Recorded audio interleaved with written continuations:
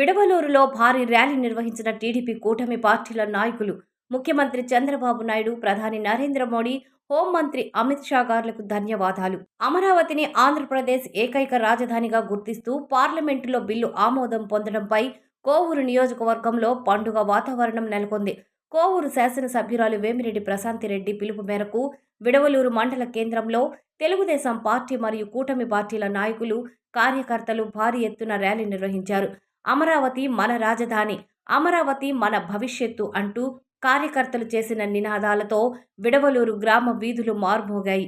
ఈ సందర్భంగా మండల టీడీపీ నాయకులు మాట్లాడుతూ 5 కోట్ల ఆంధ్రుల కల రాజధాని అమరావతికి పార్లమెంటులో చట్టభద్రత కల్పించేలా కృషి చేసిన ముఖ్యమంత్రి నారా చంద్రబాబు నాయుడుకు, కేంద్రంలోని కూటమి ప్రభుత్వ పెద్దలకు ప్రత్యేక కృతజ్ఞతలు తెలిపారు.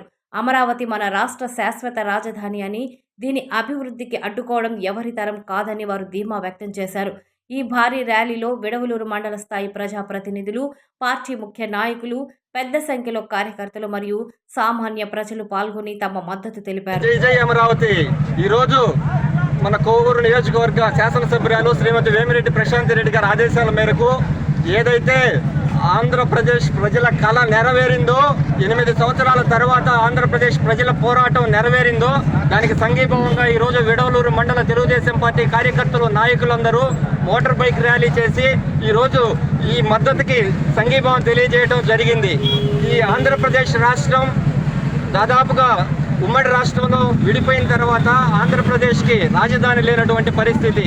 కట్టుపట్టలతో మనం ముందుకొస్తే ఆనాడు నారా చంద్రబాబు నాయుడు గారు మన రాష్ట్రానికి ఒక ముఖ్యమైన రాజధాని ఉండాలని అమరావతి అనే నగరాన్ని శ్రీకారం చుట్టారు. ఆ అమరావతి నగరాన్ని శ్రీకారం చుట్టే రోజు మామూలుగా అయితే భూములు కొనుగోలు చేయాలి ప్రభుత్వం. భారతదేశ చరిత్రలో ఎక్కడా లేని విధంగా రైతుల నుంచి ల్యాండ్ పూలింగ్ విధానంలో మామూలుగా ఎక్కడైనా పర్చేజ్ స్కీమ్ కింద ల్యాండ్ తీసుకుంటారు, కానీ భారతదేశంలో ఇది ఎక్కడా జరగలేదు, ఇక ముందు జరగదో తెలియదు. 34,000 ఎకరాల భూమిని ల్యాండ్ పూలింగ్ విధానంలో తీసుకొని రాజధాని అమరావతి నిర్మాణం జరుగుతున్న తరుణంలో దురదృష్టవశాత్తు 2019 ఎన్నికల్లో తెలుగుదేశం ప్రభుత్వం అధికారం కోల్పోవడం, తర్వాత వచ్చినటువంటి వైఎస్ జగన్మోహన్ రెడ్డి గారు కక్ష కట్టుకొని అమరావతి అనే పేరునే నామరూపాలు చేయాలనుకునే విధంగా అతను ప్రవర్తించి 3 రాజధానులని 3 ముక్కలు ఆడుతూ ఆ రోజు కళ్ళబొల్లి మాటలతో ప్రజల్ని మభ్యపెట్టే విధంగా ఆలోచించాడు. ఆ రోజు తీసుకున్న అమరావతి రైతులు రోడ్డెక్కితే దాదాపుగా 6 సంవత్సరాల పోరాటం ఈరోజు ఫలించింది. అమరావతి రైతుల పోరాటం ఎటువంటిదో నేను కూడా ప్రత్యక్షంగా పాల్గొని చూశాను. ఉద్దండరాయనపాలెం రాజధాని ప్రాంతాల్లో దాదాపు 24 గ్రామాలు అయితే 3 గ్రామాలు 4 గ్రామాలు నేను కూడా అక్కడ ఒక వారం రోజుల నుండి పాల్గొన్నా. అదేవిధంగా దేవాలయం అమరావతి టు తిరుమల పాదయాత్ర కూడా నేను పాల్గొని నడిచాను. ముఖ్యమంత్రి వర్యులు తెలుగుదేశం పార్టీ జాతీయ అధ్యక్షులు నారా చంద్రబాబు నాయుడు గారి ఆలోచన మేరకు అమరావతి రాజధానిగా ఒక శాశ్వతమైనటువంటి ప్రతిపాదనతో పార్లమెంటులో బిల్లులు పెట్టి, రాజ్యసభలో బిల్లు పెట్టి, గజెట్ తీసుకొచ్చి అమరావతి ఆంధ్రుల రాజధాని అనే ఒక శాశ్వత రాజధాని నిర్మాణం కోసంగా చేసిన పోరాటం ఈ రోజున ఫలించిన సందర్భంగా విడవలూరు మండల తెలుగుదేశం పార్టీ ఆధ్వర్యంలో పెద్ద ఎత్తున కూటమి నాయకుల యొక్క ఆధ్వర్యంలో ధన్యవాదాలు తెలుపుతా ఉన్నాం రాష్ట్ర కేంద్ర ప్రభుత్వాలకి.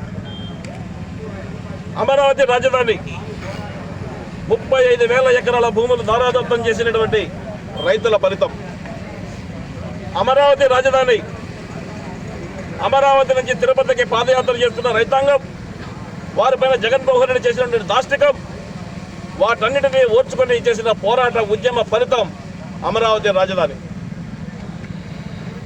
మన పిల్లలు, వాళ్ళ పిల్లలు ఈ రాష్ట్రంలో సుభిక్షంగా బతకాలి అంటే ఆర్థికంగా చాలా పారిశ్రామికంగా అభివృద్ధి కలిగినటువంటి ప్రపంచ స్థాయి రాజధాని ఒకటి కావాలని చెప్పని కలలు కన్నటువంటి నారా చంద్రబాబు నాయుడు యొక్క కలల సౌధం నుంచి ఏర్పడినటువంటి ప్రత్యక్ష సాక్ష్యం అమరావతి.